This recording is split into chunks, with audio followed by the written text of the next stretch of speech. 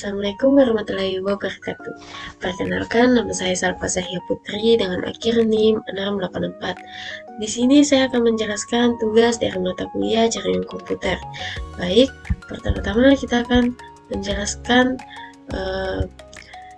topologi star. Topologi star atau bintang merupakan salah satu jenis topologi yang paling umum digunakan, terutama dalam jaringan lokal atau LAN.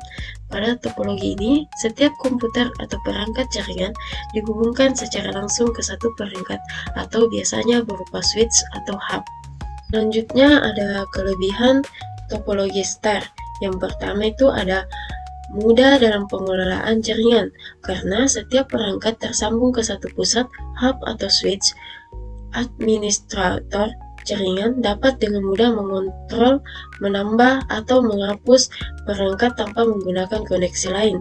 Yang kedua, ada mudah dalam mendeteksi dan memperbaiki kerusakan. Jika satu kabel atau komputer mengalami gangguan, hanya jaringan tersebut yang tidak berfungsi. Jaringan secara menyeluruh tetap berjalan normal. Yang ketiga, ada kecepatan transfer data cukup tinggi. Dengan menggunakan switch modern, lalu lintas data bisa diatur dengan efisien tanpa tabrakan data atau collision. Yang keempat, ada cocok untuk jaringan besar karena sifatnya yang fleksibel dan mudah dikembangkan. Topologi ini sering digunakan di sekolah, kantor, dan perusahaan besar. Selanjutnya ada kekurangan topologi star. Yang pertama, ketergantungan tinggi pada perangkat pusat. Jika switch atau hub mengalami kerusakan, maka seluruh jaringan tidak bisa berfungsi. Yang kedua, biaya instalasi lebih mahal. Setiap komputer memerlukan kabel tersendiri yang menuju ke pusat jaringan, sehingga total panjang kabel dan biaya pemasangan menjadi lebih besar. Yang ketiga, penggunaan kabel lebih banyak. Semakin banyak perangkat yang terhubung, semakin panjang kabel yang dibutuhkan. Yang keempat, memerlukan ruang dan manajemen kabel yang rapi. Karena semua kabel bertemu di satu titik, maka tata letak kabel harus diatur dengan baik agar tidak berantakan. Selanjutnya, media transmisi yang digunakan. Dalam desain jaringan ini digunakan media transmisi kabel UTP. Kabel UTP adalah jenis kabel yang terdiri dari 4 pasang kabel yang saling dipilin untuk mengurangi gangguan elektromagnetik. Jenis kabel tang digunakan kategori 5i atau Cat 5e atau kategori 6 atau Cat 6. Kemudian ada kelebihan kabel UTP. Yang pertama itu biaya ekonomis. Kabel UTP relatif murah dibandingkan dengan kabel jenis lain seperti fiber optik atau koaksial. Yang kedua, mudah dipasang dan dirawat.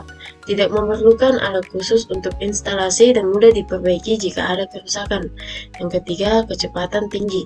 Dapat mentransmisikan data hingga 1 GB per second, bahkan lebih, tergantung kategori kabel yang digunakan. Yang keempat, fleksibel dan ringan.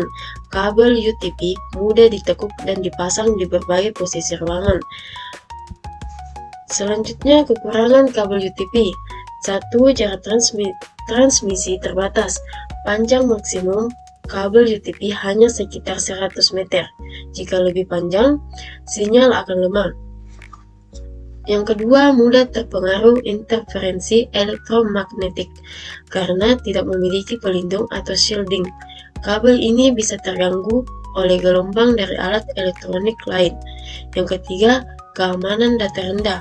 Karena berbasis sinyal listrik, kabel ini lebih mudah disadap secara fisik dibandingkan serat optik.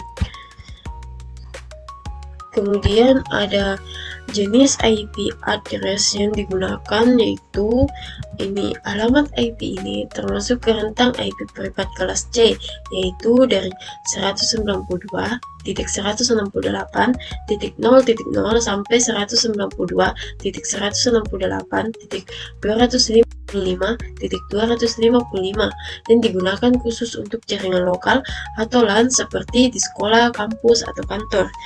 Kemudian ada Kelebihan IP. Yang pertama, mudah digunakan dan konfigurasi.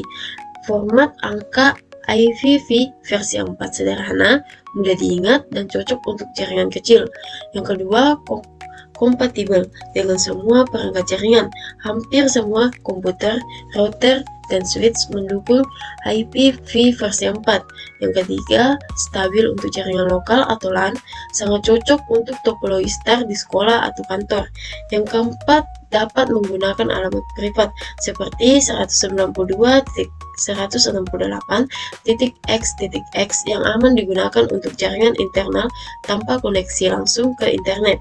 Yang kelima, mendukung sistem DHCP. Alamat IP bisa dibagikan otomatis tanpa harus diatur. Kemudian kekurangan IP. Yang pertama itu jumlah alamat terbatas. IPv versi 4 hanya menyediakan sekitar 4,3 miliar alamat, sehingga di internet global mulai berkurang. Yang kedua, tidak ada keamanan bawaan.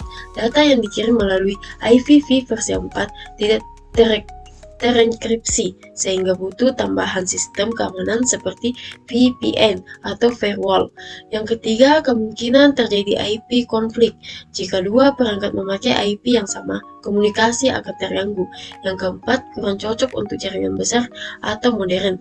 Untuk jaringan dengan ribuan perangkat seperti IoT, IPv versi 4 kurang efisien dibanding IPv versi 6.